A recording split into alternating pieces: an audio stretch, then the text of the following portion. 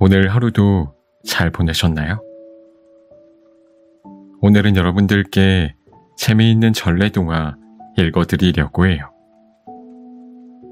그럼 오늘도 제 목소리 들으시면서 달달한 밤 보내시길 바랄게요. 구독과 좋아요, 알람 설정도 꼭 해주실 거죠?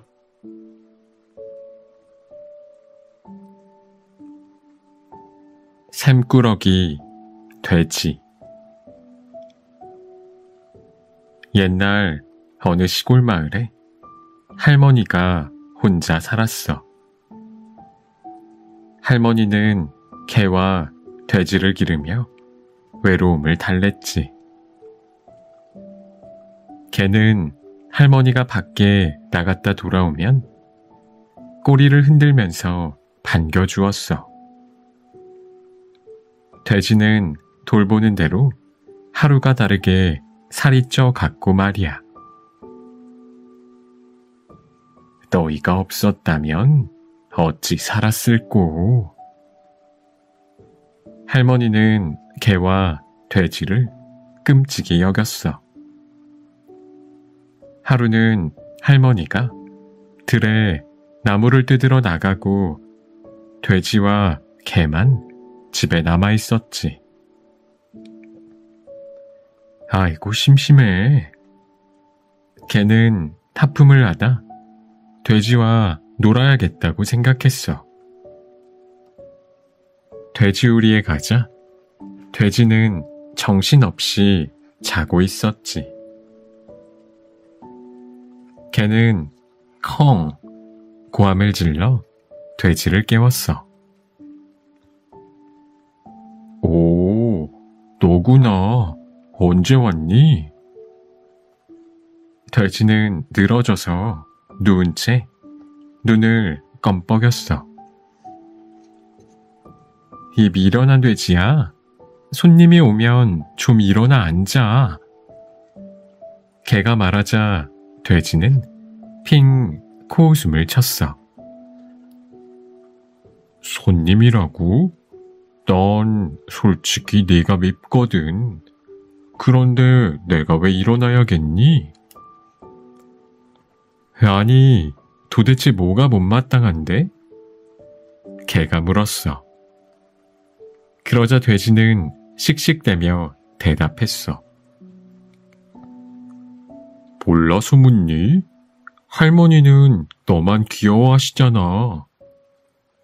내겐 밥이나 누룽지를 주면서 나한테는 구정물밖에 안 주셔. 바깥 구경도 못하게 우리 속에만 가둬놓고 말이야. 아니 그건 내가 밥만 먹고 잠만 자서 그런 거잖아. 나는 할머니가 편히 주무시도록 밤새 도둑을 지킨다고.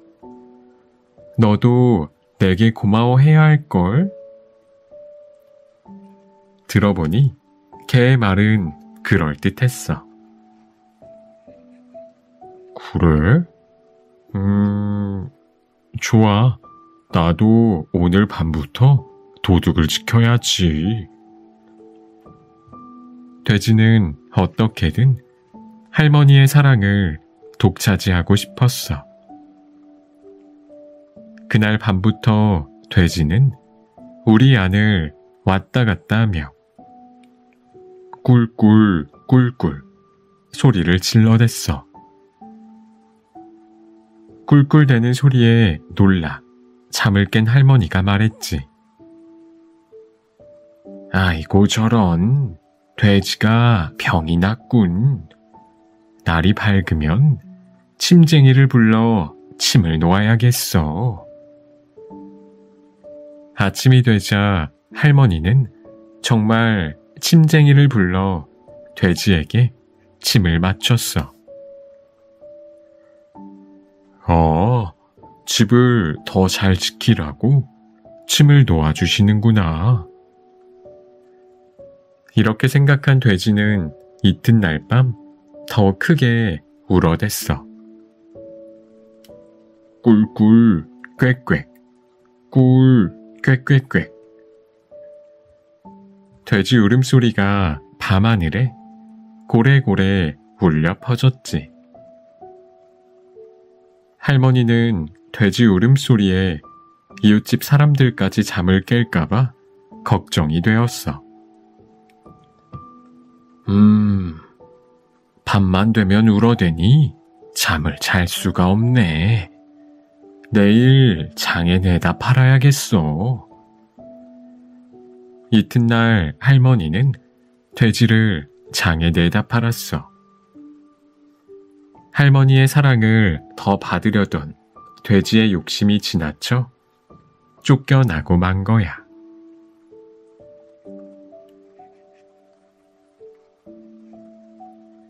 목화값은 누가 물어야 하나? 어느 마을에 목화장수 4사람이 있었어. 4사람은 똑같이 돈을 모아 값이 쌀 때 목화를 많이 사놓곤 했어.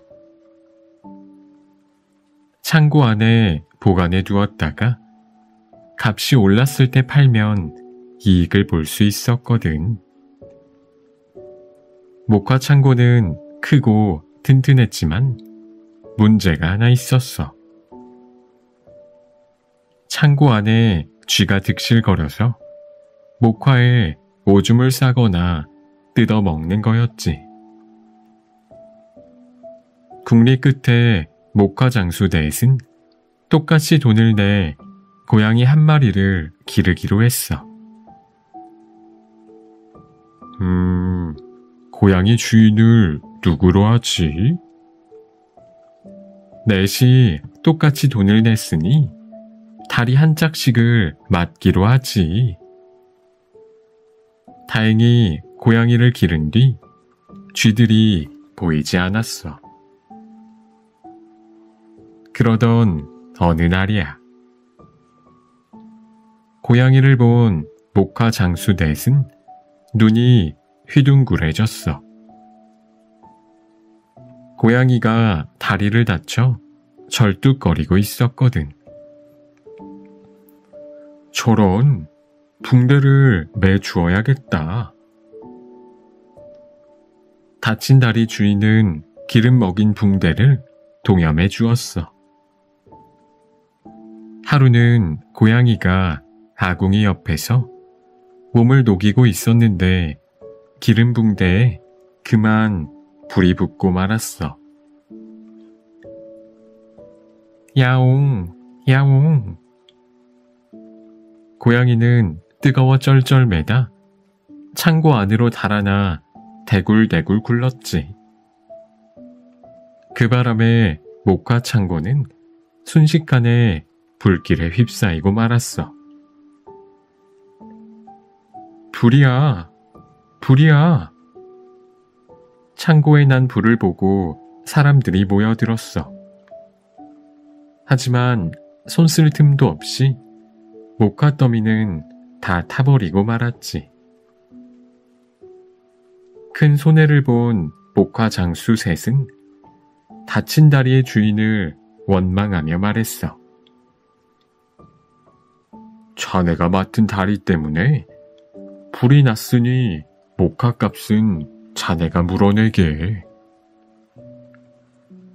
그러자 다친 다리를 맡은 목화 장수가 눈을 크게 떴지. 아니, 어째서 내가 목화값을 물어야 하나? 내가 시킨 일도 아닌데. 목화 장수 넷은 옥신각신 말다툼을 했어. 쉽게 해결이 나지 않자 넷은 마을 사또를 찾아갔어. 사또는 이야기를 모두 들은 뒤 천천히 입을 열었어. 목화장수 3사람은 고양이의 다친 다리 주인에게 목화값을 물어주도록 하라. 사또의 판결에 새 목화장수가 발끈하여 소리쳤어. 사또, 우리는 저 친구 때문에 큰 손해를 보았습니다. 그런데 우리더러 목화값을 물어주라고요? 그러자 사또는 엄숙한 목소리로 말했어. 들어보아라. 성한 새 다리가 고양이를 창고로 데려가지 않았다면 불은 안 났을 거 아니냐? 그러니 너희가 값을 물어야지.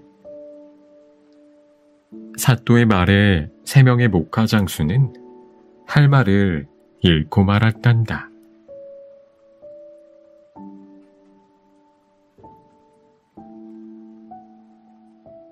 소금을 만드는 맷돌.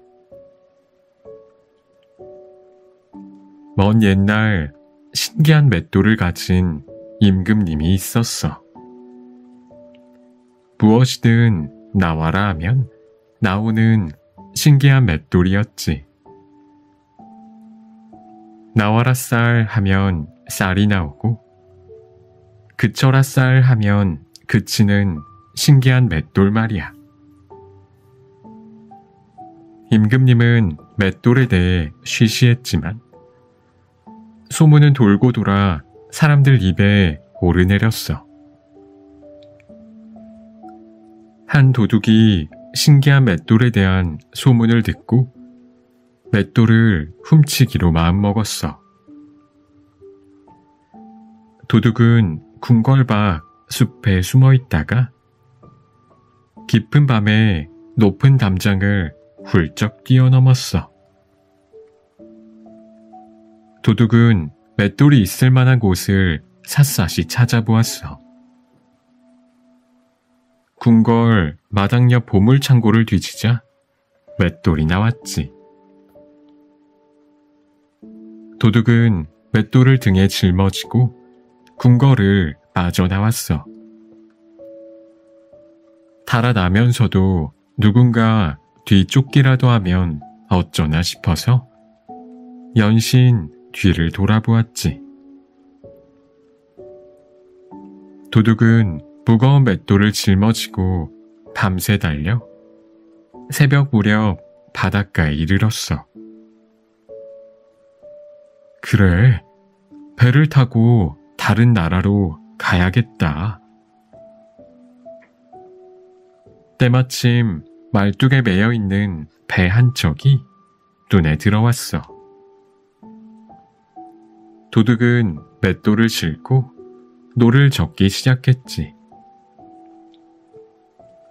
배는 머지않아 바다 한가운데에 이르렀어. 휴, 이제 안심이야. 도둑은 맷돌을 보며 안도의 한숨을 내쉬었어. 그러다가 문득 생각이 들었지. 혹시 가짜 맷돌은 아니겠지? 도둑은 진짜 보물 맷돌이 맞는지 알아볼 생각에 맷돌을 돌리며 큰 소리로 외쳤어. 나와라 소금! 날이 끝나기가 무섭게 맷돌에서 하얀 소금이 마구 쏟아져 나왔어. 얼씨구 절씨구, 소금이다, 소금이야. 도둑은 너무 좋아 덩실덩실 춤을 추었지. 소금은 끊임없이 쏟아져 나왔어. 소금이 점점 쌓이자 배가 한쪽으로 기울기 시작했지. 큰일 났네. 이러다 배가 곧 가라앉겠는걸. 그만 멈추는 주문을 외쳐야지. 그런데 소금을 멈추는 주문이 생각나지 않는 거야. 소금 뚝. 아닌가? 그럼 소금 그만. 아니면 소금 안녕. 그쳐라 소금을 잊고 만 거야. 소금은 쉴 새 없이 사르르 사르르 쏟아져 나왔어. 소금 무게를 이기지 못한 배는 바다 밑으로 가라앉고 말았지. 바닷물이 짭조름한 건 그때 가라앉은 신기한 맷돌에서 지금도 계속 소금이 쏟아져 나오기 때문이라나 봐.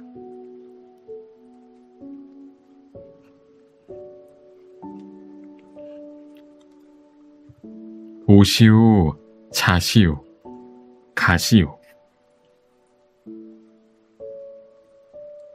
옛날 옛적 충청도 깊은 산골에 이서방이 살았어. 이서방은 큰맘 먹고 한양 구경을 나서기로 했지. 눈 뜨고 코 베이는 곳이 한양이라던데. 이서방은 정신을 바짝 차리고 돌아다녔어. 신기한 볼거리에 시간 가는 줄도 몰랐지. 그러다 보니 슬슬 배가 고프기 시작했어. 주막집 앞 가마솥에서는 설렁탕이 구수한 냄새를 풍기며 맛있게 끓고 있었어. 에구, 돈은 다 떨어지고 어쩌누? 좋은 방법이 없을까? 옳거니 이 서방에게 기가 막힌 생각이 떠올랐어. 이 서방은 가게집 주인에게 지나가는 사람을 가리키며 물었어. 저 사람이 입고 가는 게 무엇이오? 옷이오. 가게집 주인은 이 서방이 촌사람이라 옷도 모른다고 생각했지. 주인의 말이 끝나자 이 서방은 가게 안으로 냉큼 들어섰어. 그런 다음 광줄이 잣을 가리키며 물었어. 주인장, 그럼 이것은 무엇이오? 잣이오. 이 서방은 잣을 정신없이 먹었어. 어이없는 주인은 멍하니 쳐다볼 뿐이었지. 배불리 먹은 이 서방이 이번에는 갓을 가리키며 물었어. 주인장, 그럼 이것은 무엇이오? 갓이오. 가게집 주인의 말이 떨어지자마자 이 서방은 가게 밖으로 나왔어. 그러고는 어깨를 축혀 올리며 중얼댔지. 에헴, 한양 사람들 똑똑한 줄 알았더니 다 헛소문이었구먼.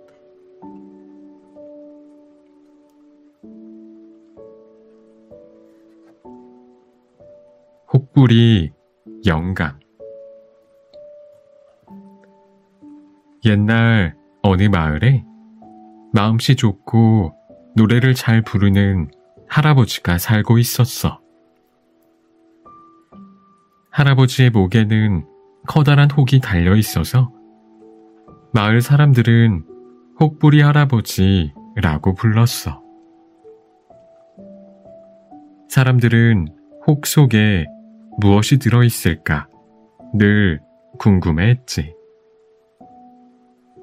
하루는 혹부리 할아버지가 산에서 나무를 하느라 날이 저무는 줄을 몰랐어. 이런, 벌써 날이 어두워졌네. 혹부리 할아버지는 컴컴해진 산길을 더듬더듬 내려가다가 그만 길을 잃고 말았어. 큰일일세. 늘 다니던 길을 잃다니.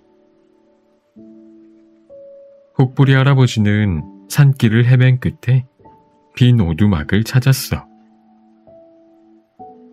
여기서 하루 묵어야겠군. 혹부리 할아버지는 다 쓰러져가는 집 안으로 들어갔어. 집은 거의 허물어져서 무시무시했지. 할아버지는 더듬더듬 빈 방을 찾아 몸을 눕혔어. 그런데 아무리 애를 써도 잠이 오지 않는 거야. 숲에서는 이상한 산짐승 소리가 들려왔지. 밤도 무서운데 노래나 하나 불러야겠다. 혹부리 할아버지는 무서움을 이겨내려고 큰 소리로 노래를 부르기 시작했어. 노래를 부르자 무서움이 훨씬 덜한 것 같았지. 혹부리 할아버지는 쉬지 않고 고래고래 노래를 불렀어. 한창 신나게 노래를 부르고 있을 때야. 영감, 노래를 기가 막히게 잘 부르는군. 혹부리 할아버지는 갑자기 들린 소리에 화들짝 놀랐어. 시커먼 도깨비들이 할아버지를 빙 에워싸고 덩실덩실 춤을 추고 있었어. 에구머니, 도깨비네. 혹부리 할아버지는 다리가 후들후들 떨렸어. 무서워하지 마. 영감을 해칠 생각은 없으니까. 대장 도깨비가 입을 열었어. 대신 멋진 노래 한 곡만 더 불러주겠어? 그래, 나도 이 정도면 충분해. 정말 듣기 좋던걸. 도깨비들의 말에 혹부리 할아버지는 목이 쉬는 것도 아랑곳하지 않고 노래를 불렀어. 노래를 부르는 동안 날이 밝고 있었지. 우린 그만 돌아가야 해. 도깨비들은 아쉬워하면서 말했어. 아니, 그런데 내 멋진 노래는 도대체 어디서 나오는 거지? 대장 도깨비가 궁금해하듯 물었어. 그야 이 혹에서 나오지요. 혹부리 할아버지는 대충 둘러댔어. 그럼 그걸 우리에게 떼어주게. 대장 도깨비는 혹을 뚝 떼어갔어. 금돈을 한 자루 던져주고 말이야. 혹부리 할아버지는 혹도 떼고 큰 부자가 되었어. 이 소문을 이웃 마을의 욕심쟁이 혹부리 할아버지가 들었어. 옳지, 나도 혹 떼고 금돈을 얻어야지. 욕심쟁이 혹부리 할아버지는 도깨비 집을 찾아갔어. 깊은 밤 큰 소리로 노래를 부르며 도깨비들이 나타나기를 기다렸지. 얼마 뒤 도깨비들이 떼를 지어 나타났어. 욕심쟁이 할아버지가 노래를 마치자 도깨비 대장이 물었어. 영감의 그 노래는 어디서 나오나? 욕심쟁이 혹부리 할아버지는 기다렸다는 듯이 혹을 가리키며 말했지. 구야, 이 노래 주머니에서 나오지요. 그러자 도깨비들이 무섭게 눈을 부라리며 소리를 질렀어. 뭐라고? 노래 주머니? 그럼 이 혹도 가져가거라. 욕심쟁이 혹부리 할아버지는 욕심을 부리다가 혹 부자가 되고 말았대.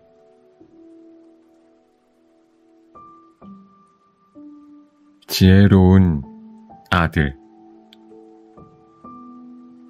옛날 어느 고을에 심술사나운 사또가 있었어. 사또는 괜한 트집을 잡아 사람들을 괴롭히고 옥에 가두거나 곤장치는 일을 예사로 했지. 무엇이든 마음 내키는 대로 하면서 이방들과 나졸들을 골탕 먹이기 일쑤였어. 어느 날 사또가 이방을 불렀어. 내가 요즘 입맛이 통 없어서 기운이 없구나.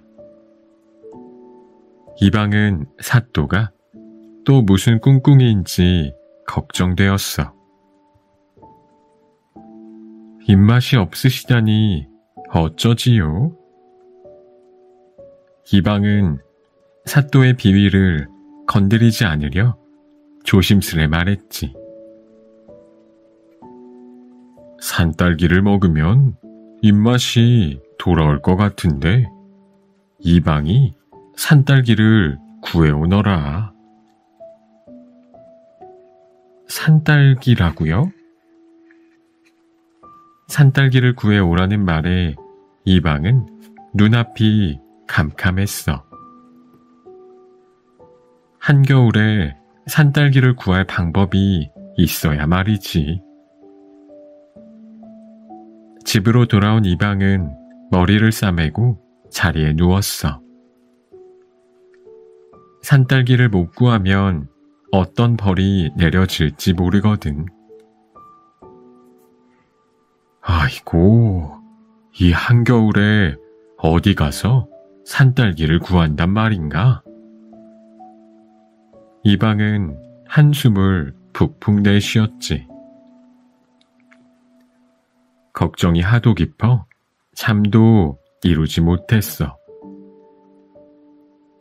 그러자 보다 못한 아들이 물었어.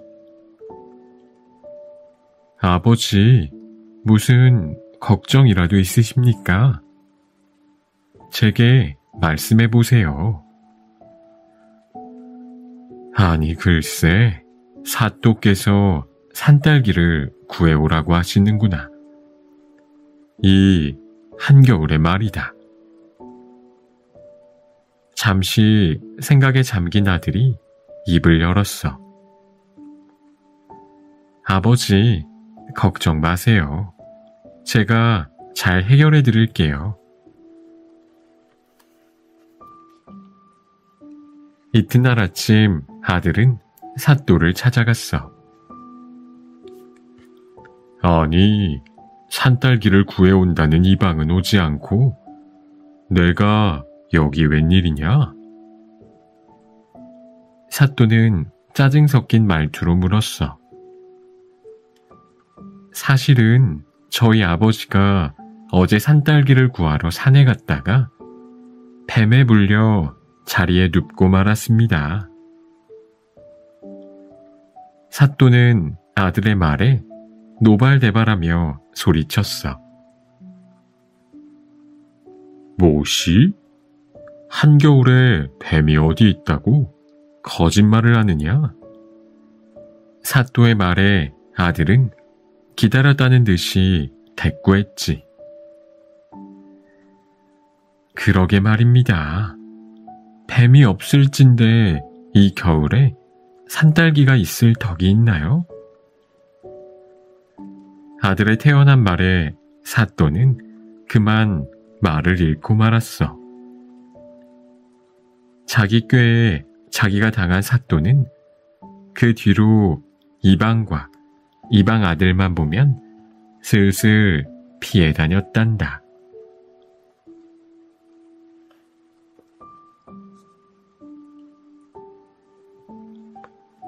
꽁지 닷발, 주둥이 닷발.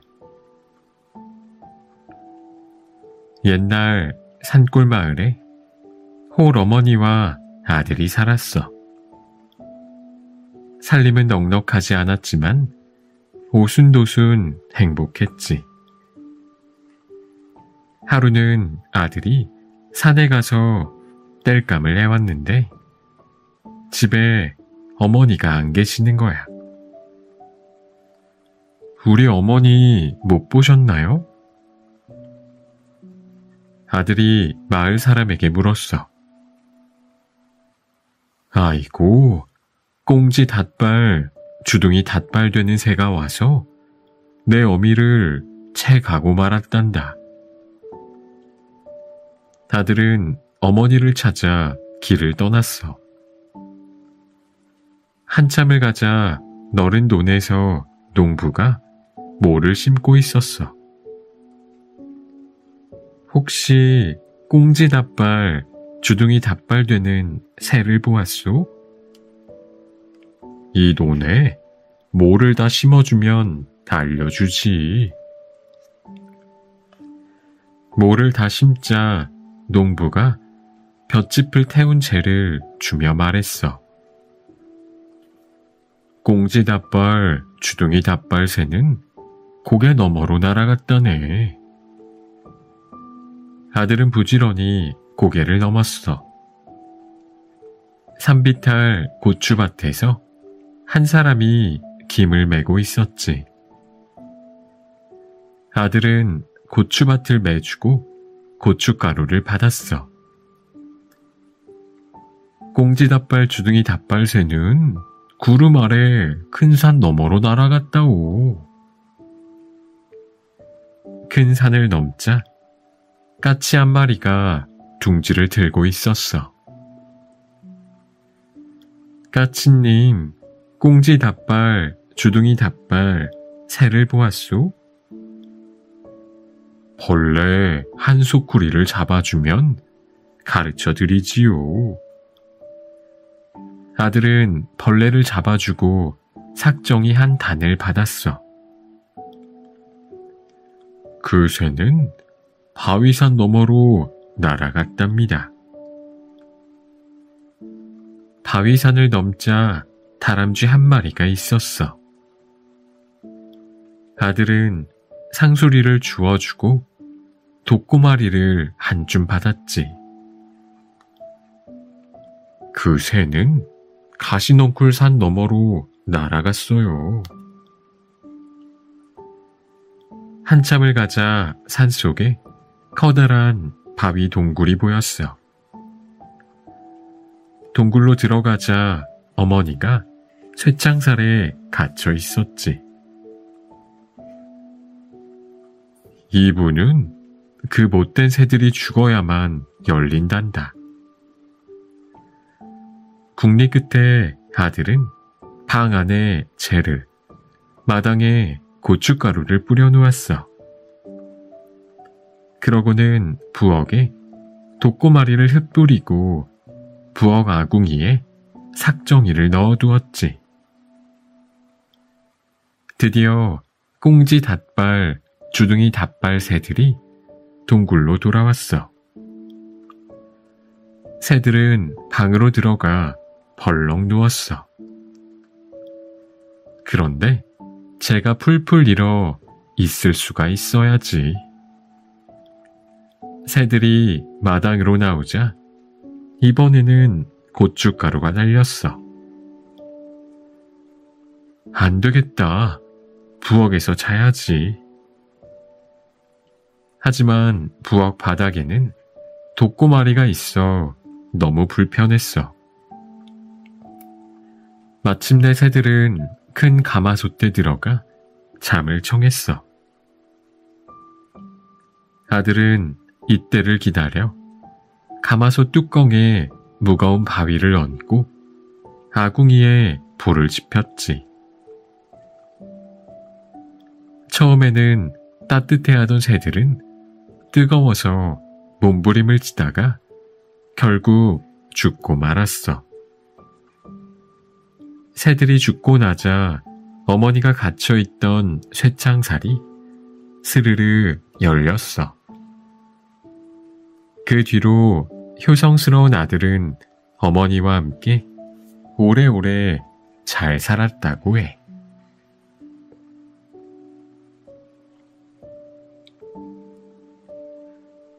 도깨비를 골탕 먹인 농부. 옛날 옛적에 부지런하고 꽤 많은 농부가 살았어. 농부는 온종일 산비탈 돌밭을 일구었어. 여기에 밭을 만들어 감자를 심어야지. 딱딱 딱딱 괭이로 돌을 골라냈지. 마침 돌밭 가까운 동굴에 도깨비가 살고 있었어. 에이, 시끄러워. 낮잠을 못 자겠네. 농부가 일하는 소리에 도깨비가 잠에서 깨고 말았어. 도깨비는 농부를 혼내주어야겠다고 생각했지. 하지만 도깨비의 속셈을 알 리 없는 농부는 잠시도 쉬지 않고 괭이질을 했어. 딱딱, 딱딱, 따글따글, 딱따글. 해가 저물어 농부는 집으로 돌아갈 준비를 했어. 심술이 난 도깨비는 농부의 뒤를 슬금슬금 뒤쫓았지. 농부가 집에 들어서자 아내가 반기며 말했어. 오늘도 고생이 많았죠? 어서 들어와 쉬셔요.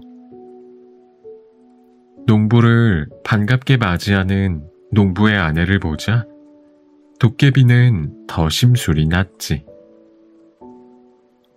난 사람들이 행복한 걸 보면 너무 심술이 나. 도깨비는 농부를 혼내주기로 마음먹고 한참을 궁리했어. 옳지. 돌을 도로 갖다 놓아야겠다. 힘들게 골라낸 돌을 가져다 놓으면 분통이 나겠지. 이튿날 산비탈 밭에 간 농부는 깜짝 놀랐어. 어제 종일 골라낸 돌들이 밭에 도로 들어가 있었거든. 이건 심술 맞은 도깨비 짓이 틀림없어. 잠시 생각에 잠긴 농부는 도깨비가 들을 수 있을 만큼 큰 소리로 말했어. 돌을 많이 갖다 놓으니 참 다행이야. 개똥, 소똥이었으면 어쩔 뻔했어. 누가 있는지 모르지만 참 고맙구먼. 도깨비는 나무 뒤에 숨어서 농부의 말을 다 들었어. 농부가 돌아가자마자 도깨비는 밭에 돌 대신 개똥을 가득 부어주었지. 못된 농부 같으니 혼 좀 나봐라. 이튿날 개똥밭으로 변한 돌밭을 본 농부는 바라는 대로 되어서 너무나 기뻤어. 그러나 겉으로는 투덜투덜대며 말했지. 아이고 이를 어째. 올해 농사는 다 망쳤구나. 그러고는 도깨비가 보란 듯이 땅바닥에 주저앉아 거진 눈물까지 흘렸어. 엉엉 우는 농부를 보고 도깨비는 어깨춤이 절로 났어. 이제야 괘씸한 농부를 골탕 먹였구나 생각했지. 하지만 그해 가을에 농부의 밭에 주렁주렁 농작물이 열린 걸 본 도깨비는 자기가 농부에게 속은 걸 알았어. 감히 도깨비를 속여? 따끔한 맛을 보여주마.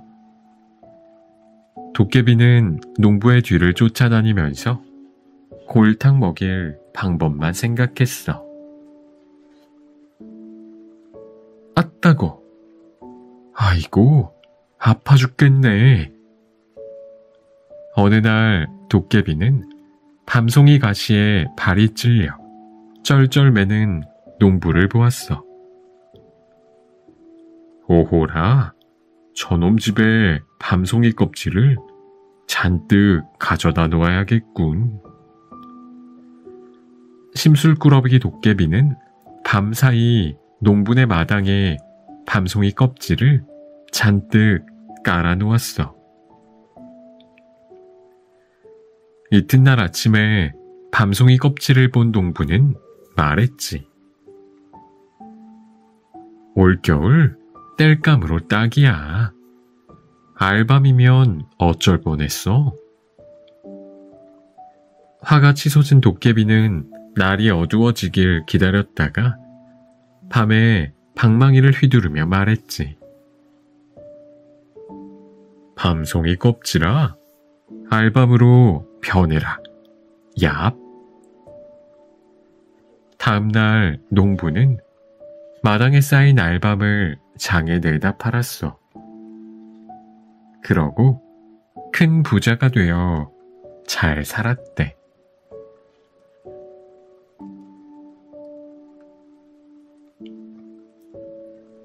연호랑과 새우녀.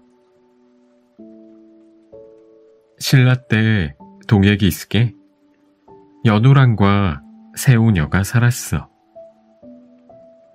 남편인 연호랑은 고기를 잘 잡는 어부였고 아내인 새우녀는 비단을 잘 짰어. 부부는 마음이 곱고 정답게 잘 지내서 마을 사람들의 부러움을 샀지. 하루는 연호랑이 고기잡이를 나갔을 때야. 바닷가 바위 위에서 낚시를 하려는데 먹구름이 몰려오면서 날씨가 험해졌어. 그러고는 잠시 뒤 바위가 움직이더니 바다 위를 둥둥 떠가기 시작했어. 연호랑은 바위 위에 주저앉아 흐느껴 울었어. 그때 하늘에서 천둥 같은 목소리가 들려왔어. 바위가 널 안내할 것이니 걱정 마라. 연호랑은 바위 위에서 깜빡 잠이 들었다가 눈을 떴어. 밤이 지나고 동쪽 하늘이 밝아오고 있었지. 아, 육지다. 못이 보였지만 살던 곳이 아닌 낯선 곳이었어. 밤사이 바위는 동쪽으로 떠내려간 거였어. 비록 살던 곳은 아니지만 목숨은 부지해야겠지. 연호랑은 그나마 다행으로 생각했어. 바위는 얼마 뒤 못에 닿았어. 낯선 말을 하는 사람들이 바닷가로 몰려와 있었어. 사람들은 바위를 타고 여기로 내려온 연호랑을 정성껏 대접했어. 그곳은 지금의 일본인 대화국이었어. 하늘이 보내준 사람이 틀림없어. 그곳 사람들은 연호랑을 하늘에서 내린 귀한 사람으로 여겨 대화국의 임금님으로 살았어. 연호랑은 대화국을 평화롭게 다스리며 사람들에게 존경을 받았지. 하지만 마음 한구석에는 늘 새우녀에 대한 그리움이 남아 있었어. 아, 새우녀는 어떻게 지내고 있을까? 한편 새우녀는 남편을 찾아 바닷가를 헤매고 다녔어. 여보, 연호랑. 아무리 애타게 불러도 연호랑을 찾을 수 없었어. 새우녀는 남편이 바다에 빠져 죽은 줄 알고 바위에 엎드려 울다가 정신을 잃었어. 이튿날 아침 정신을 차린 새우녀는 깜짝 놀랐어. 바위에 실려서 대화구까지 내려온 거야. 새우녀가 못해 닿자 사람들이 몰려왔어. 하늘에서 새 임금님의 짝을 보내주셨어. 사람들은 새우녀를 왕비로 삼게 했어. 연호랑과 새우녀는 꿈 같은 일에 어쩔 줄 몰랐어. 머나먼 이곳에서 다시 부부로 만나다니. 연호랑과 새우녀는 하루하루를 정답고 행복하게 지냈어. 그런데 이상하게도 연호랑과 새우녀가 떠난 뒤로 신라 땅에는 해와 달이 뜨지 않았어. 임금님은 신하를 불러 까닭을 물었지. 신라에 있던 해와 달의 종기가 동쪽 나라로 가버렸기 때문입니다. 신하는 연호랑과 새우녀를 데려와야 한다고 말했어. 임금님은 신하를 시켜 당장 그 둘을 데려오라고 했지. 이 소식을 들은 연호랑과 새우녀는 근심에 빠졌어. 하늘의 뜻이니 우리는 돌아갈 수 없습니다. 대신 이것을 가지고 가서 하늘에 제사를 지내세요. 연호랑은 신하에게 새우녀가 짠 비단 한 피를 들려서 보냈어. 신하가 신라로 돌아와 제사를 지내자 연호랑의 말처럼 다시 해와 달이 떠올라서 빛났다고 해.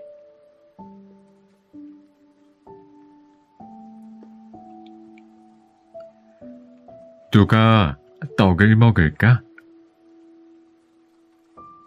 옛날 어느 마을에 코올리게 박박이, 눈첩첩이가 살았어. 코올리게는 코를 너무 흘려 소매뿌리가 늘 반질반질했어. 박박이는 머릿속을 손톱으로 박박 긁어 어른들에게 잔소리를 듣기 일쑤였지. 눈첩첩이는 눈곱이 잠뜩 끼어 있어 앞이 잘 안 보일 지경이었대. 어느 여름밤이었어. 코올리게 박박이, 눈첩첩이가 별 구경을 하고 있었어. 하늘에는 참 별도 많아. 코올리게가 콧물을 쓱 닦으며 말했어. 떡가루를 뿌려 놓은 것 같지? 박박이가 머리를 긁으며 끼어들었어. 떡 얘기를 하니까 떡이 먹고 싶다. 눈첩첩이도 눈을 비비며 말했지. 마침 이웃집 할머니가 시루떡 한 접시를 들고 왔어. 와, 떡이다. 코올리게와 박박이, 눈첩첩이는 떡 접시로 달려들었어. 잠깐. 박박이가 큰 소리로 외쳤어. 콜리개와 눈첩첩이는 불평 섞인 눈으로 박박이를 보았지. 뭐지? 그냥 나눠 먹으면 좋을걸. 콜리개가 코를 쓱 훔치며 투덜댔어. 내기를 내서 이기는 사람이 떡을 다 먹는 게 어때? 박박이는 다시 말했어. 무슨 내기를 하자는 거야? 눈첩첩이가 눈을 비비며 물었지. 지금부터 코를 안 훔치고 머리를 안 긁고 눈을 안 비비는 사람이 이 떡을 다 먹는 거야. 어때? 박박이의 말에 콜리개와 눈첩첩이가 찬성했어. 자, 시작이다. 셋은 떡 접시를 앞에 놓고 내기를 시작했어. 박박이는 머리가 근질거렸지만 꾹 참았어. 콜리개는 콧물이 대롱거려도 닦지 않았지. 눈첩첩이는 눈을 안 비비려고 어금니를 꽉 깨물었어. 셋은 떡을 먹기 위해 참고 또 참았어. 시간이 흐르자 박박이는 머리가 가려워 죽을 것 같았어. 그래서 한 가지 꾀를 생각해냈지. 며칠 전에 산에 갔다가 큰 사슴을 보았는데 글쎄 뿔이 여기도 돋고 저기도 돋고. 박박이는 말을 하며 가려운 데를 슬쩍슬쩍 긁었어. 내가 그 사슴을 보았다면 이렇게 활을 쏘았을 텐데. 콜리개는 활 쏘는 신용을 하면서 소매로 코를 쓱 닦았지. 그러자 눈첩첩이가 손을 내젓는 채 하며 눈을 쓱 비볐어. 안 돼, 안 돼. 활을 쏘면 안 돼. 과연 이 중에 떡은 누가 먹었을까?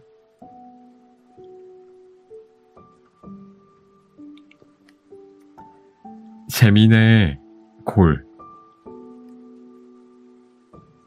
중국 길림성에 조선 사람들이 사는 마을이 있었어. 마을 사람들은 서로 도우며 정답게 살았지. 평화로운 마을 이야기가 용국 나라에까지 소문이 났어. 용왕은 땅 위에 정말로 그런 마을이 있는지 궁금해서 신하를 불러 말했어. 마을 사람 한 명을 제물로 잡아오너라. 신하는 마을에 들어서자마자 우두머리인 불악장에게 사연을 이야기했어.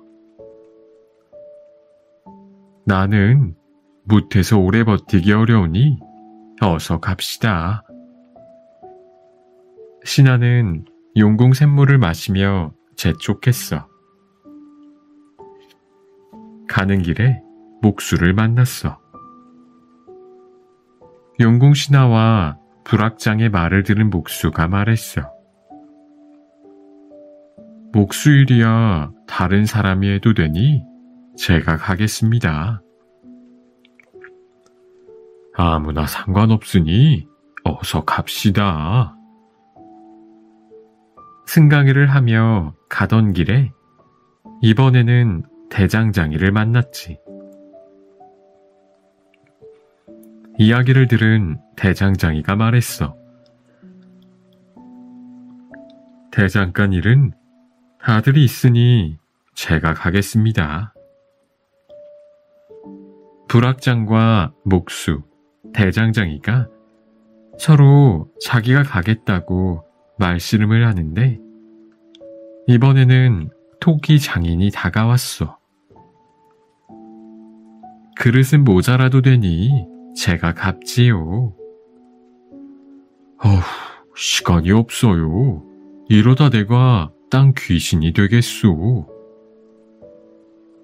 마음 급한 신하가 재촉하며 말했어. 한참 길을 가다가 농부를 만났어. 농사야 누가 지어도 되니 제가 가겠습니다. 곧이어 안악내와 마을 처녀가 나섰지. 안악은 아이를 낳아 대를 이어야 하잖소. 처녀가 없으면 잔살림은 누가 하겠소? 마을 사람들은 서로 자기가 가야 한다며 실랑이를 벌였어. 시간이 없소. 아무나 데려갈 수밖에 없군. 신하는 처녀를 데리고 가기로 했어. 용왕은 신하가 데려온 처녀를 보고 놀라서 말했어. 아니 하필 시집도 안 간 처녀를 데려오다니. 마을에 사람이 그리도 없더냐? 신하는 마을에서 있었던 이야기를 용왕에게 모두 이야기했어. 그랬구나. 그 마을 사람들이 정답고 재미있게 사는 까닭을 알겠다. 용왕은 마을 사람들의 두터운 정에 감동하여 처녀에게 금은보화를 안겨 마을로 돌려보냈지. 그 뒤로도 마을에는 웃음꽃이 끊이지 않았고 사람들은 정답고 즐겁게 사는 그 마을을 재미의 꼴이라고 불렀대.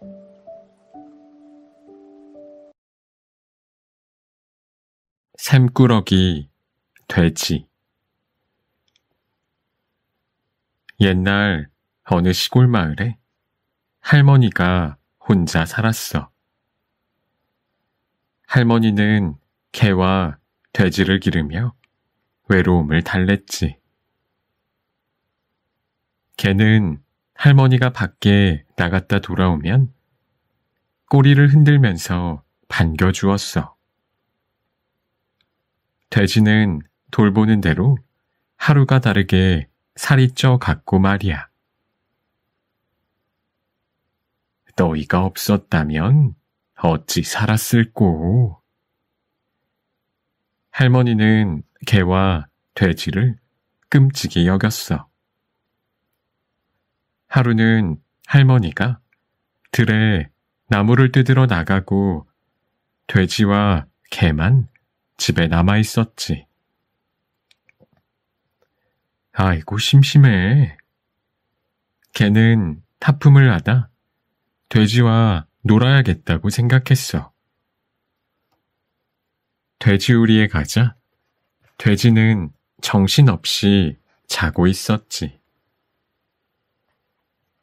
개는 컹 고함을 질러 돼지를 깨웠어.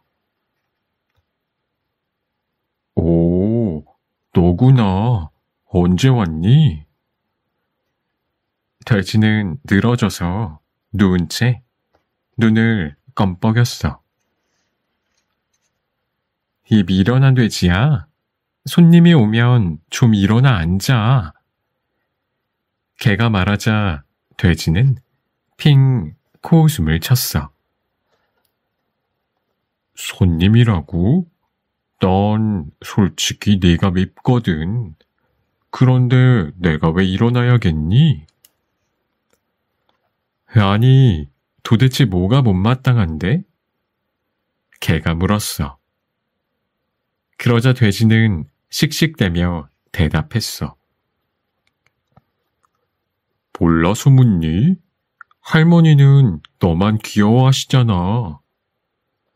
내겐 밥이나 누룽지를 주면서 나한테는 구정물밖에 안 주셔. 바깥 구경도 못하게 우리 속에만 가둬놓고 말이야. 아니, 그건 내가 밥만 먹고 잠만 자서 그런 거잖아. 나는 할머니가 편히 주무시도록 밤새 도둑을 지킨다고. 너도 내게 고마워해야 할걸? 들어보니 걔의 말은 그럴듯했어. 그래? 좋아. 나도 오늘 밤부터 도둑을 지켜야지. 돼지는 어떻게든 할머니의 사랑을 독차지하고 싶었어. 그날 밤부터 돼지는 우리 안을 왔다 갔다 하며 꿀꿀 꿀꿀 소리를 질러댔어. 꿀꿀대는 소리에 놀라 잠을 깬 할머니가 말했지. 아이고 저런, 돼지가 병이 났군. 날이 밝으면 침쟁이를 불러 침을 놓아야겠어. 아침이 되자 할머니는 정말 침쟁이를 불러 돼지에게 침을 맞췄어. 집을 더 잘 지키라고 침을 놓아주시는구나. 이렇게 생각한 돼지는 이튿날 밤 더 크게 울어댔어. 꿀꿀 꽥꽥 꿀 꽥꽥꽥. 돼지 울음소리가 밤하늘에 고래고래 울려 퍼졌지. 할머니는 돼지 울음소리에 이웃집 사람들까지 잠을 깰까봐 걱정이 되었어. 밤만 되면 울어대니 잠을 잘 수가 없네.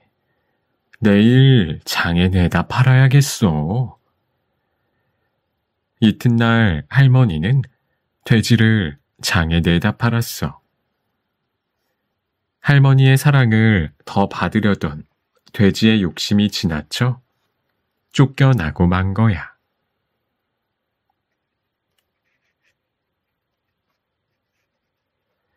목화값은 누가 물어야 하나? 어느 마을에 목화장수 4사람이 있었어. 4사람은 똑같이 돈을 모아 값이 쌀 때 목화를 많이 사놓곤 했어. 창고 안에 보관해 두었다가 값이 올랐을 때 팔면 이익을 볼 수 있었거든. 목화 창고는 크고 튼튼했지만 문제가 하나 있었어. 창고 안에 쥐가 득실거려서 목화에 오줌을 싸거나 뜯어 먹는 거였지. 국리 끝에 목화장수 넷은 똑같이 돈을 내 고양이 1마리를 기르기로 했어. 고양이 주인을 누구로 하지? 넷이 똑같이 돈을 냈으니 다리 한 짝씩을 맞기로 하지. 다행히 고양이를 기른 뒤 쥐들이 보이지 않았어. 그러던 어느 날이야. 고양이를 본 목화 장수 넷은 눈이 휘둥그레졌어.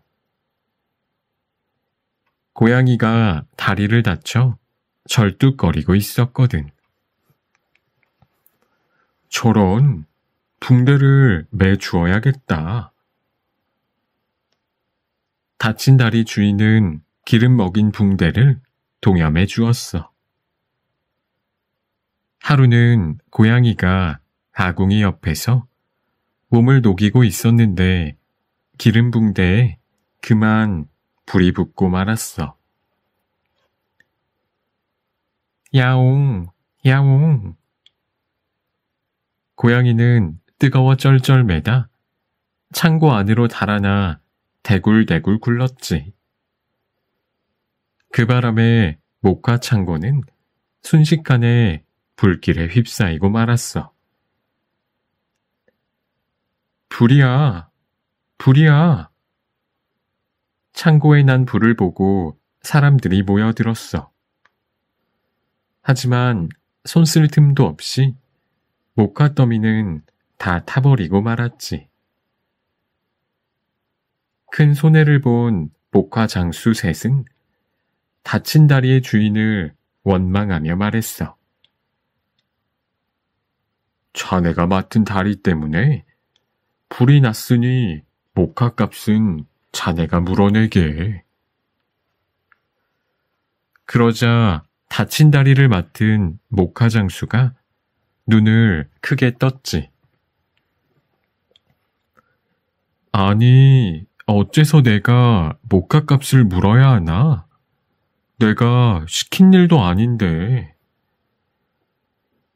목화 장수 넷은 옥신각신 말다툼을 했어. 쉽게 해결이 나지 않자 넷은 마을 사또를 찾아갔어. 사또는 이야기를 모두 들은 뒤 천천히 입을 열었어. 목화장수 세 사람은 고양이의 다친 다리 주인에게 목화값을 물어주도록 하라. 사또의 판결에 새 목화장수가 발끈하여 소리쳤어. 사또, 우리는 저 친구 때문에 큰 손해를 보았습니다. 그런데 우리더러 목화값을 물어주라고요? 그러자 사또는 엄숙한 목소리로 말했어. 들어보아라. 성한 새 다리가 고양이를 창고로 데려가지 않았다면 불은 안 났을 거 아니냐? 그러니 너희가 값을 물어야지. 사또의 말에 세 명의 목화장수는 할 말을 잃고 말았단다.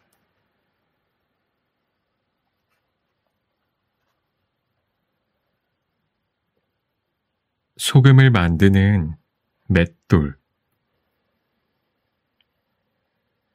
먼 옛날 신기한 맷돌을 가진 임금님이 있었어. 무엇이든 나와라 하면 나오는 신기한 맷돌이었지. 나와라 쌀 하면 쌀이 나오고 그쳐라 쌀 하면 그치는 신기한 맷돌 말이야. 임금님은 맷돌에 대해 쉬쉬했지만 소문은 돌고 돌아 사람들 입에 오르내렸어. 한 도둑이 신기한 맷돌에 대한 소문을 듣고 맷돌을 훔치기로 마음먹었어. 도둑은 궁궐 밖 숲에 숨어 있다가 깊은 밤에 높은 담장을 훌쩍 뛰어넘었어. 도둑은 맷돌이 있을 만한 곳을 샅샅이 찾아보았어. 궁궐 마당 옆 보물창고를 뒤지자 맷돌이 나왔지. 도둑은 맷돌을 등에 짊어지고 궁궐을 빠져나왔어. 달아나면서도 누군가 뒤쫓기라도 하면 어쩌나 싶어서 연신 뒤를 돌아보았지. 도둑은 무거운 맷돌을 짊어지고 밤새 달려 새벽 무렵 바닷가에 이르렀어. 그래, 배를 타고 다른 나라로 가야겠다. 때마침 말뚝에 매여 있는 배 한 척이 눈에 들어왔어. 도둑은 맷돌을 싣고 노를 젓기 시작했지. 배는 머지않아 바다 한가운데에 이르렀어. 휴, 이제 안심이야. 도둑은 맷돌을 보며 안도의 한숨을 내쉬었어. 그러다가 문득 생각이 들었지. 혹시 가짜 맷돌은 아니겠지? 도둑은 진짜 보물 맷돌이 맞는지 알아볼 생각에 맷돌을 돌리며 큰 소리로 외쳤어. 나와라 소금! 날이 끝나기가 무섭게 맷돌에서 하얀 소금이 마구 쏟아져 나왔어. 얼씨구 절씨구, 소금이다, 소금이야. 도둑은 너무 좋아 덩실덩실 춤을 추었지. 소금은 끊임없이 쏟아져 나왔어. 소금이 점점 쌓이자 배가 한쪽으로 기울기 시작했지. 큰일 났네. 이러다 배가 곧 가라앉겠는걸. 그만 멈추는 주문을 외쳐야지. 그런데 소금을 멈추는 주문이 생각나지 않는 거야. 소금 뚝. 아닌가? 그럼 소금 그만. 아니면 소금 안녕. 그쳐라 소금을 잊고 만 거야. 소금은 쉴 새 없이 사르르 사르르 쏟아져 나왔어. 소금 무게를 이기지 못한 배는 바다 밑으로 가라앉고 말았지.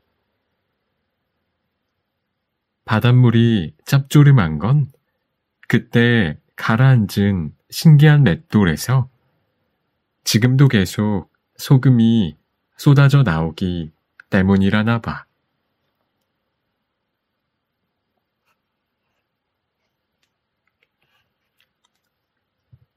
오시오, 자시오, 가시오. 옛날 옛적 충청도 깊은 산골에 이서방이 살았어. 이서방은 큰맘 먹고 한양 구경을 나서기로 했지. 눈 뜨고 코 베이는 곳이 한양이라던데. 이서방은 정신을 바짝 차리고 돌아다녔어. 신기한 볼거리에 시간 가는 줄도 몰랐지. 그러다 보니 슬슬 배가 고프기 시작했어. 주막집 앞 가마솥에서는 설렁탕이 구수한 냄새를 풍기며 맛있게 끓고 있었어. 에구, 돈은 다 떨어지고 어쩌누? 좋은 방법이 없을까? 옳거니 이 서방에게 기가 막힌 생각이 떠올랐어. 이 서방은 가게집 주인에게 지나가는 사람을 가리키며 물었어. 저 사람이 입고 가는 게 무엇이오? 옷이오. 가게집 주인은 이 서방이 촌사람이라 옷도 모른다고 생각했지. 주인의 말이 끝나자 이 서방은 가게 안으로 냉큼 들어섰어. 그런 다음 광줄이 잣을 가리키며 물었어. 주인장, 그럼 이것은 무엇이오? 잣이오. 이 서방은 잣을 정신없이 먹었어. 어이없는 주인은 멍하니 쳐다볼 뿐이었지. 배불리 먹은 이서방이 이번에는 갓을 가리키며 물었어. 주인장, 그럼 이것은 무엇이오? 갓이오. 가게집 주인의 말이 떨어지자마자 이서방은 가게 밖으로 나왔어. 그러고는 어깨를 축혀 올리며 중얼댔지. 에헴, 한양 사람들 똑똑한 줄 알았더니 다 헛소문이었구먼.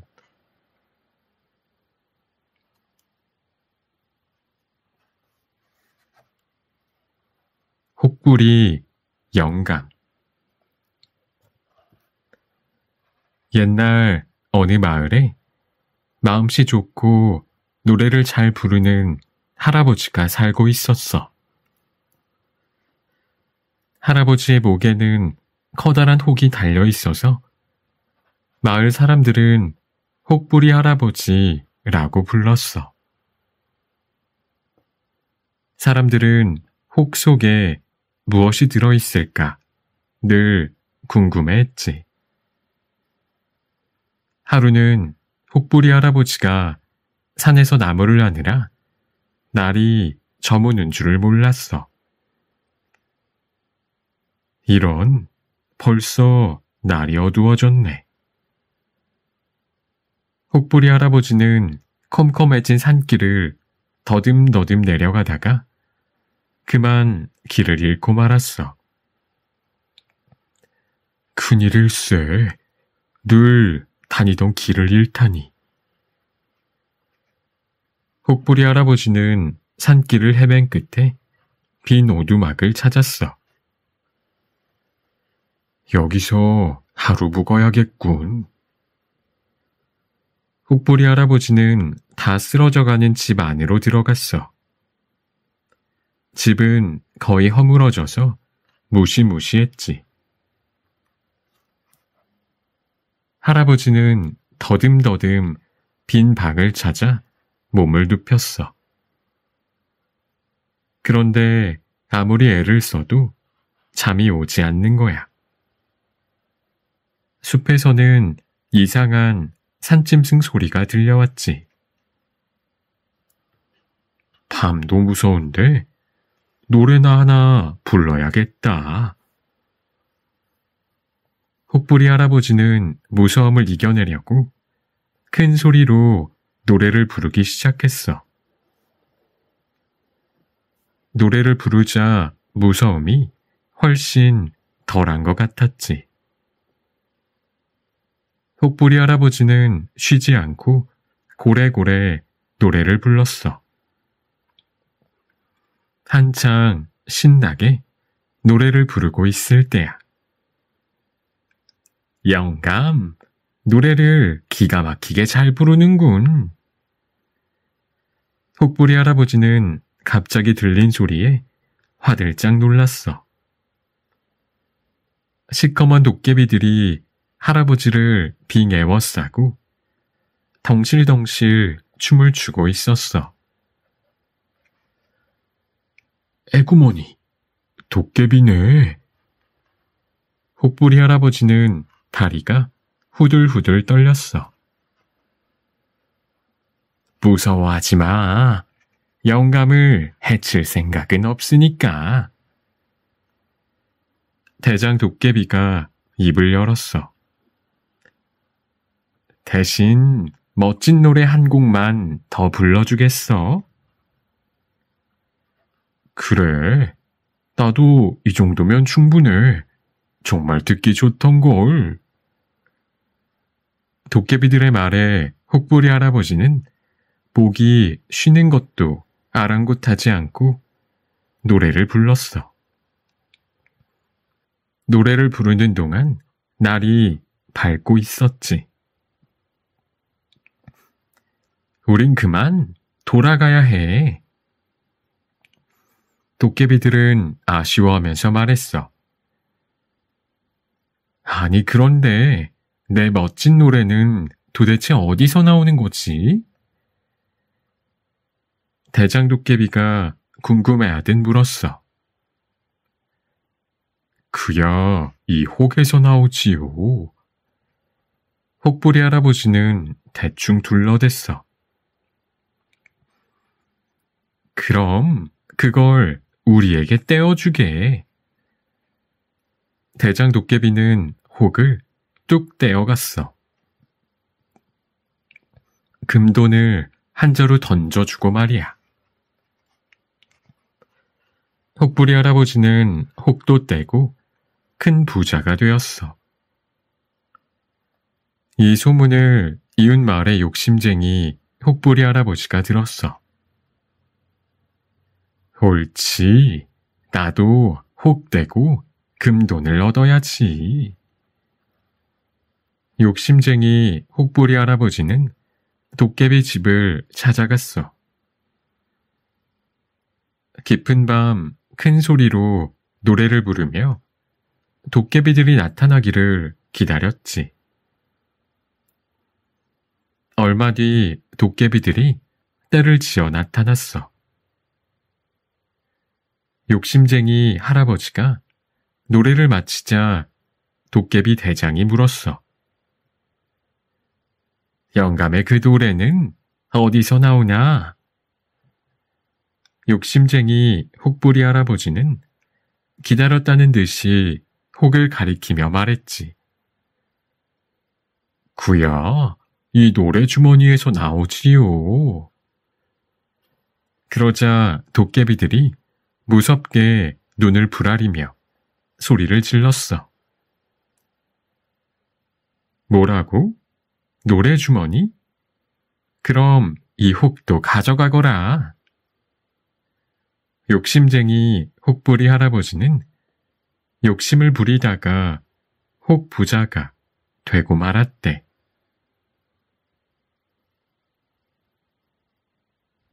지혜로운 아들. 옛날 어느 고을에 심술사나운 사또가 있었어. 사또는 괜한 트집을 잡아 사람들을 괴롭히고 옥에 가두거나 곤장치는 일을 예사로 했지.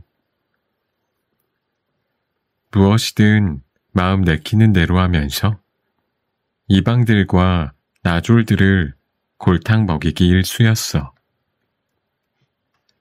어느 날 사또가 이방을 불렀어. 내가 요즘 입맛이 통 없어서 기운이 없구나. 이방은 사또가 또 무슨 꿍꿍이인지 걱정되었어. 입맛이 없으시다니 어쩌지요? 이방은 사또의 비위를 건드리지 않으려 조심스레 말했지. 산딸기를 먹으면 입맛이 돌아올 것 같은데 이방이 산딸기를 구해오너라. 산딸기라고요? 산딸기를 구해오라는 말에 이방은 눈앞이 캄캄했어. 한겨울에 산딸기를 구할 방법이 있어야 말이지. 집으로 돌아온 이방은 머리를 싸매고 자리에 누웠어. 산딸기를 못 구하면 어떤 벌이 내려질지 모르거든. 아이고, 이 한겨울에 어디 가서 산딸기를 구한단 말인가? 이방은 한숨을 푹푹 내쉬었지. 걱정이 하도 깊어 잠도 이루지 못했어. 그러자 보다 못한 아들이 물었어. 아버지, 무슨 걱정이라도 있으십니까? 제게 말씀해 보세요. 아니, 글쎄, 사또께서 산딸기를 구해오라고 하시는구나. 이 한겨울의 말이다. 잠시 생각에 잠긴 아들이 입을 열었어. 아버지, 걱정 마세요. 제가 잘 해결해 드릴게요. 이튿날 아침 아들은 사또를 찾아갔어. 아니, 산딸기를 구해온다는 이방은 오지 않고 내가 여기 웬일이냐? 사또는 짜증 섞인 말투로 물었어. 사실은 저희 아버지가 어제 산딸기를 구하러 산에 갔다가 뱀에 물려 자리에 눕고 말았습니다. 사또는 아들의 말에 노발대발하며 소리쳤어. 뭐시? 한겨울에 뱀이 어디 있다고? 거짓말을 하느냐? 사또의 말에 아들은 기다렸다는 듯이 대꾸했지. 그러게 말입니다. 뱀이 없을진데 이 겨울에 산딸기가 있을 덕이 있나요? 아들의 태연한 말에 사또는 그만 말을 잃고 말았어. 자기 꾀에 자기가 당한 사또는 그 뒤로 이방과 이방 아들만 보면 슬슬 피해 다녔단다.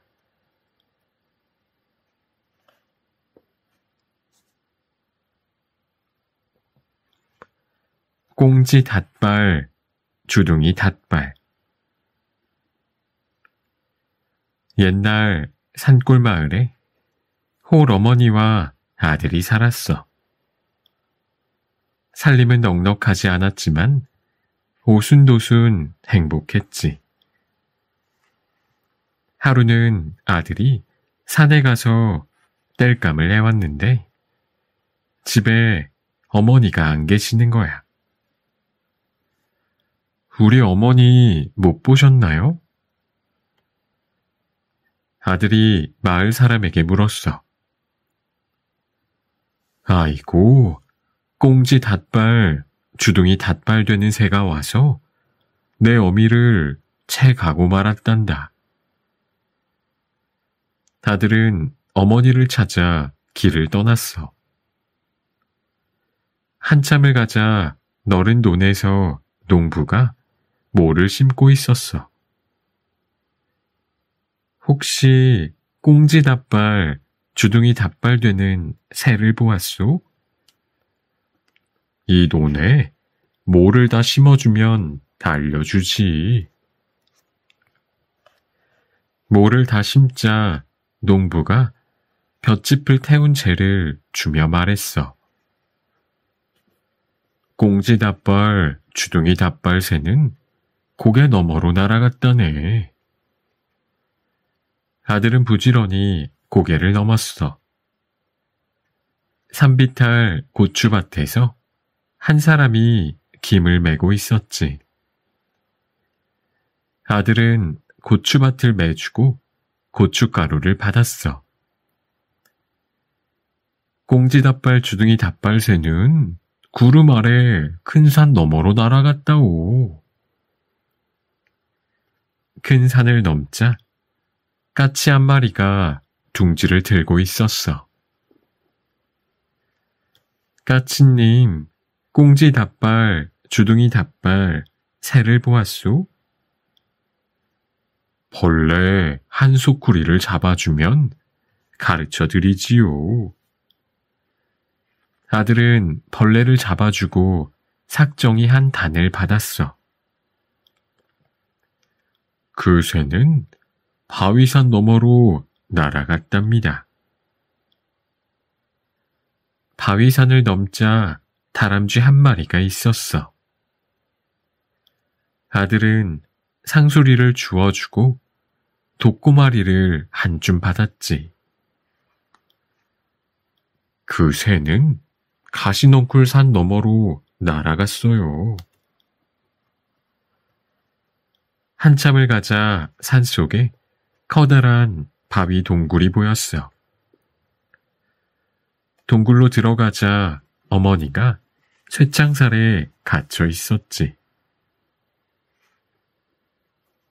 이분은 그 못된 새들이 죽어야만 열린단다.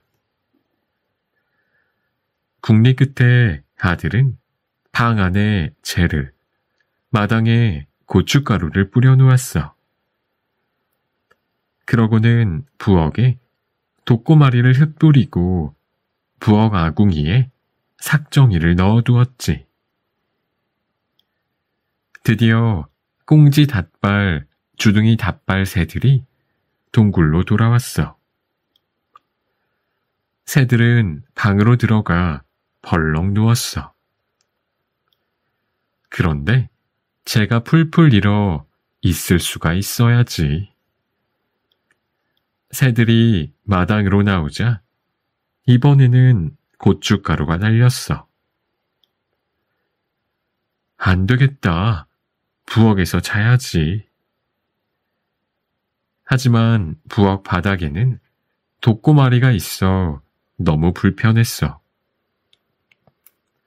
마침내 새들은 큰 가마솥에 들어가 잠을 청했어. 아들은 이때를 기다려 가마솥 뚜껑에 무거운 바위를 얹고 아궁이에 불을 지폈지. 처음에는 따뜻해하던 새들은 뜨거워서 몸부림을 치다가 결국 죽고 말았어. 새들이 죽고 나자 어머니가 갇혀있던 쇠창살이 스르르 열렸어. 그 뒤로 효성스러운 아들은 어머니와 함께 오래오래 잘 살았다고 해.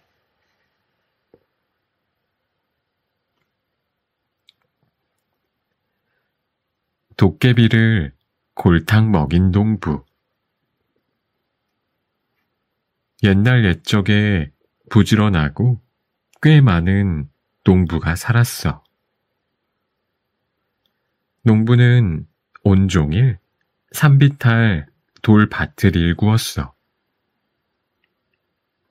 여기에 밭을 만들어 감자를 심어야지.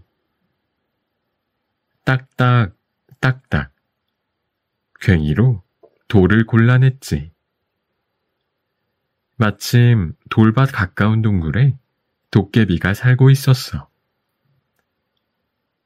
에이, 시끄러워. 낮잠을 못 자겠네. 농부가 일하는 소리에 도깨비가 잠에서 깨고 말았어. 도깨비는 농부를 혼내주어야겠다고 생각했지. 하지만 도깨비의 속셈을 알 리 없는 농부는 잠시도 쉬지 않고 괭이질을 했어. 딱딱, 딱딱, 따글따글, 딱따글. 해가 저물어 농부는 집으로 돌아갈 준비를 했어. 심술이 난 도깨비는 농부의 뒤를 슬금슬금 뒤쫓았지. 농부가 집에 들어서자 아내가 반기며 말했어. 오늘도 고생이 많았죠? 어서 들어와 쉬셔요. 농부를 반갑게 맞이하는 농부의 아내를 보자 도깨비는 더 심술이 났지. 난 사람들이 행복한 걸 보면 너무 심술이 나. 도깨비는 농부를 혼내주기로 마음먹고 한참을 궁리했어. 옳지. 돌을 도로 갖다 놓아야겠다. 힘들게 골라낸 돌을 가져다 놓으면 분통이 나겠지. 이튿날 산비탈 밭에 간 농부는 깜짝 놀랐어. 어제 종일 골라낸 돌들이 밭에 도로 들어가 있었거든. 이건 심술 맞은 도깨비 짓이 틀림없어. 잠시 생각에 잠긴 농부는 도깨비가 들을 수 있을 만큼 큰 소리로 말했어. 돌을 많이 갖다 놓으니 참 다행이야. 개똥, 소똥이었으면 어쩔 뻔했어. 누가 있는지 모르지만 참 고맙구먼. 도깨비는 나무 뒤에 숨어서 농부의 말을 다 들었어. 농부가 돌아가자마자 도깨비는 밭에 돌 대신 개똥을 가득 부어주었지.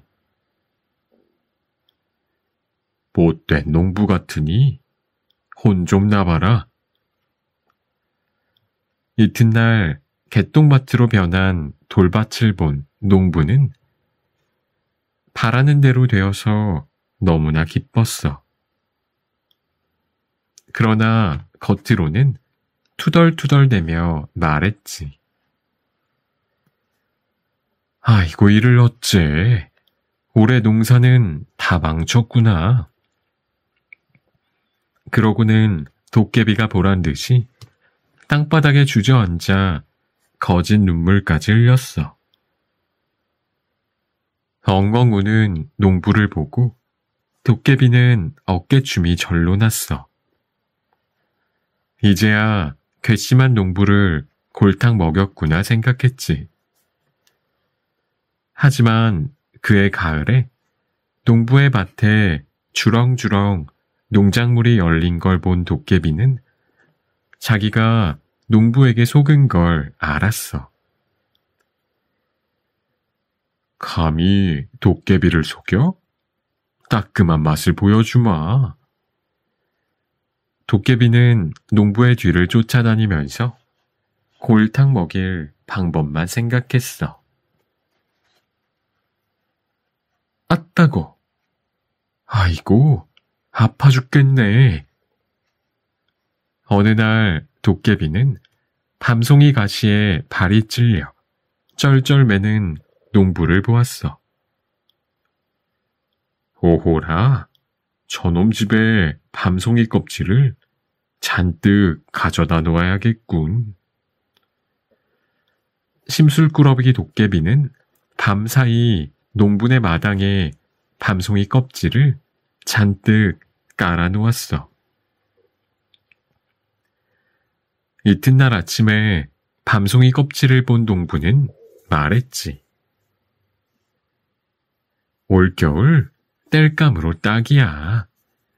알밤이면 어쩔 뻔했어. 화가 치솟은 도깨비는 날이 어두워지길 기다렸다가 밤에 방망이를 휘두르며 말했지.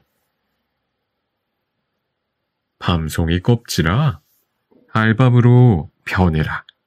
얍. 다음날 농부는 마당에 쌓인 알밤을 장에 내다 팔았어. 그러고 큰 부자가 되어 잘 살았대.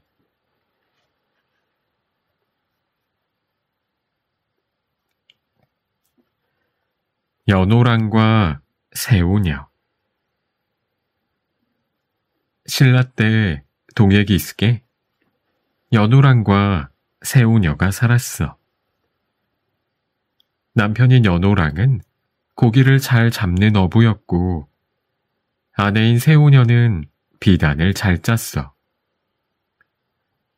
부부는 마음이 곱고 정답게 잘 지내서 마을 사람들의 부러움을 샀지. 하루는 연호랑이 고기잡이를 나갔을 때야. 바닷가 바위 위에서 낚시를 하려는데 먹구름이 몰려오면서 날씨가 험해졌어. 그러고는 잠시 뒤 바위가 움직이더니 바다 위를 둥둥 떠가기 시작했어. 연호랑은 바위 위에 주저앉아 흐느껴 울었어. 그때 하늘에서 천둥 같은 목소리가 들려왔어. 바위가 널 안내할 것이니 걱정 마라. 연호랑은 바위 위에서 깜빡 잠이 들었다가 눈을 떴어. 밤이 지나고 동쪽 하늘이 밝아오고 있었지. 아, 육지다. 못이 보였지만 살던 곳이 아닌 낯선 곳이었어. 밤사이 바위는 동쪽으로 떠내려간 거였어. 비록 살던 곳은 아니지만 목숨은 부지해야겠지. 연호랑은 그나마 다행으로 생각했어. 바위는 얼마 뒤 못에 닿았어. 낯선 말을 하는 사람들이 바닷가로 몰려와 있었어. 사람들은 바위를 타고 여기로 내려온 연호랑을 정성껏 대접했어. 그곳은 지금의 일본인 대화국이었어. 하늘이 보내준 사람이 틀림없어. 그곳 사람들은 연호랑을 하늘에서 내린 귀한 사람으로 여겨 대화국의 임금님으로 살았어. 연호랑은 대화국을 평화롭게 다스리며 사람들에게 존경을 받았지. 하지만 마음 한구석에는 늘 새우녀에 대한 그리움이 남아 있었어. 아, 새우녀는 어떻게 지내고 있을까? 한편 새우녀는 남편을 찾아 바닷가를 헤매고 다녔어. 여보, 연호랑. 아무리 애타게 불러도 연호랑을 찾을 수 없었어. 새우녀는 남편이 바다에 빠져 죽은 줄 알고 바위에 엎드려 울다가 정신을 잃었어. 이튿날 아침 정신을 차린 새우녀는 깜짝 놀랐어. 바위에 실려서 대화국까지 내려온 거야. 새우녀가 못에 닿자 사람들이 몰려왔어. 하늘에서 새 임금님의 짝을 보내주셨어. 사람들은 새우녀를 왕비로 삼게 했어. 연호랑과 새우녀는 꿈 같은 일에 어쩔 줄 몰랐어. 머나먼 이곳에서 다시 부부로 만나다니. 연호랑과 새우녀는 하루하루를 정답고 행복하게 지냈어. 그런데 이상하게도 연호랑과 새우녀가 떠난 뒤로 신라 땅에는 해와 달이 뜨지 않았어. 임금님은 신하를 불러 까닭을 물었지. 신라에 있던 해와 달의 종기가 동쪽 나라로 가버렸기 때문입니다. 신하는 연호랑과 새우녀를 데려와야 한다고 말했어. 임금님은 신하를 시켜 당장 그 둘을 데려오라고 했지. 이 소식을 들은 연호랑과 새우녀는 근심에 빠졌어. 하늘의 뜻이니 우리는 돌아갈 수 없습니다. 대신 이것을 가지고 가서 하늘에 제사를 지내세요. 연호랑은 신하에게 새우녀가 짠 비단 한 피를 들려서 보냈어. 신하가 신라로 돌아와 제사를 지내자 연호랑의 말처럼 다시 해와 달이 떠올라서 빛났다고 해.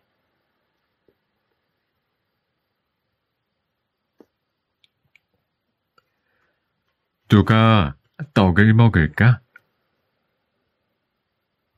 옛날 어느 마을에 코올리게 박박이, 눈첩첩이가 살았어.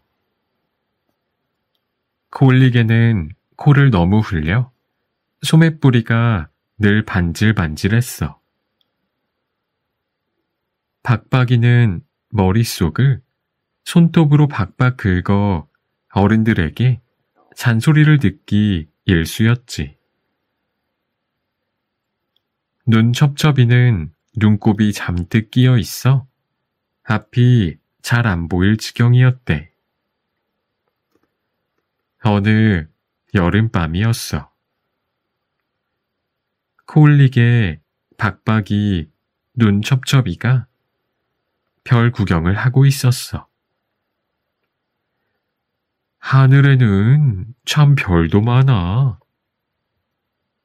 코올리게가 콧물을 쓱 닦으며 말했어. 떡가루를 뿌려 놓은 것 같지? 박박이가 머리를 긁으며 끼어들었어. 떡 얘기를 하니까 떡이 먹고 싶다. 눈첩첩이도 눈을 비비며 말했지. 마침 이웃집 할머니가 시루떡 한 접시를 들고 왔어. 와, 떡이다. 코올리게와 박박이, 눈첩첩이는 떡 접시로 달려들었어. 잠깐. 박박이가 큰 소리로 외쳤어. 코올리게와 눈첩첩이는 불평 섞인 눈으로 박박이를 보았지.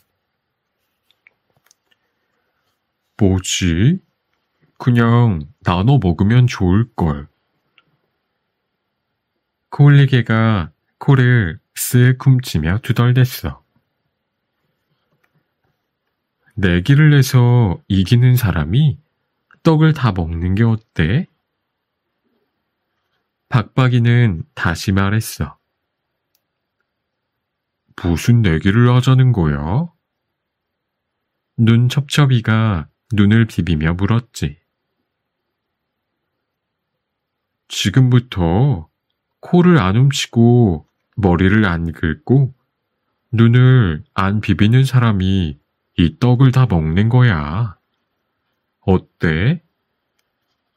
박박이의 말에 코올리게와 눈첩첩이가 찬성했어. 자, 시작이다. 셋은 떡 접시를 앞에 놓고 내기를 시작했어. 박박이는 머리가 근질거렸지만 꾹 참았어. 코올리게는 콧물이 대롱거려도 닦지 않았지.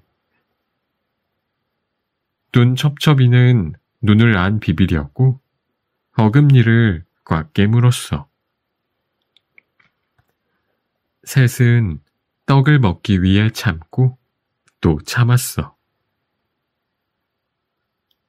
시간이 흐르자 박박이는 머리가 가려워 죽을 것 같았어.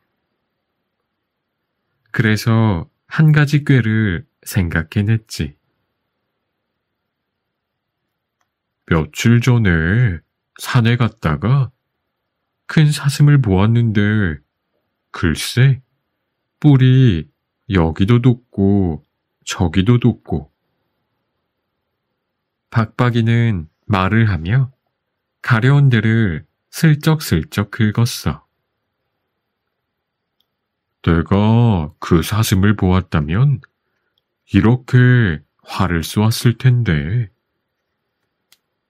코올리게는 활 쏘는 신용을 하면서 소매로 코를 쓱 닦았지. 그러자 눈첩첩이가 손을 내젓는 체하며 눈을 쓱 비볐어. 안 돼, 안 돼. 화를 쏘면 안 돼. 과연 이 중에 떡은 누가 먹었을까?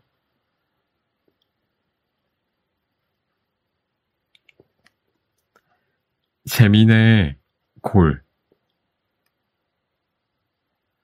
중국 길림성에 조선 사람들이 사는 마을이 있었어.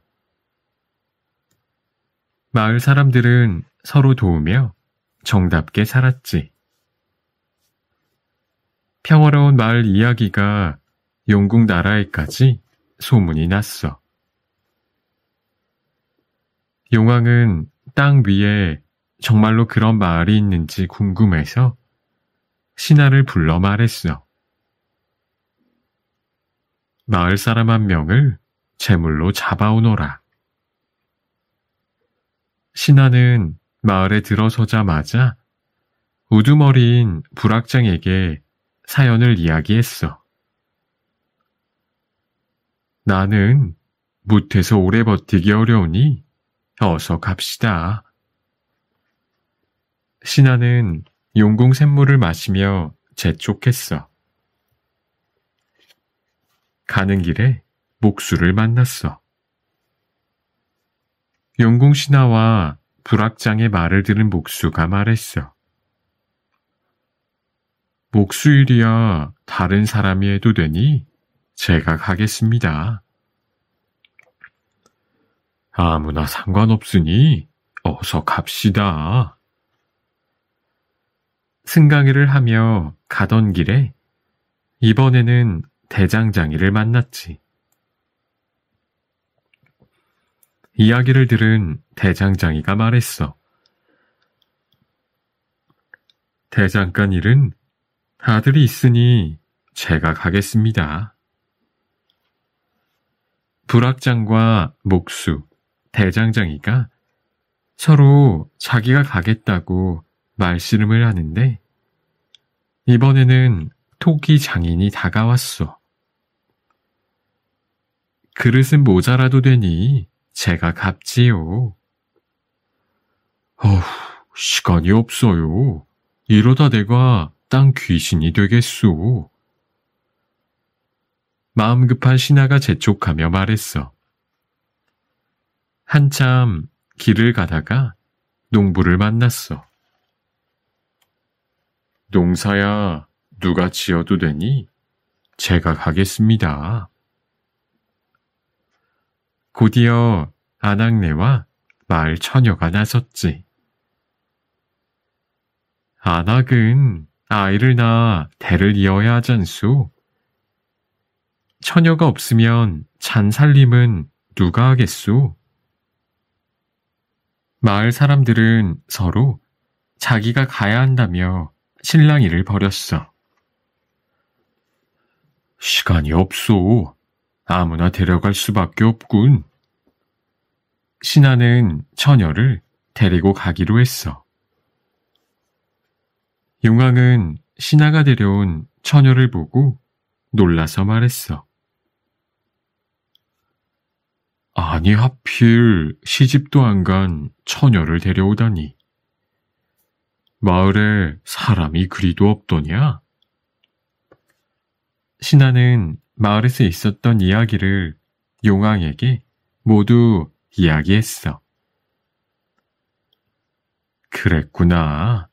그 마을 사람들이 정답고 재미있게 사는 까닭을 알겠다.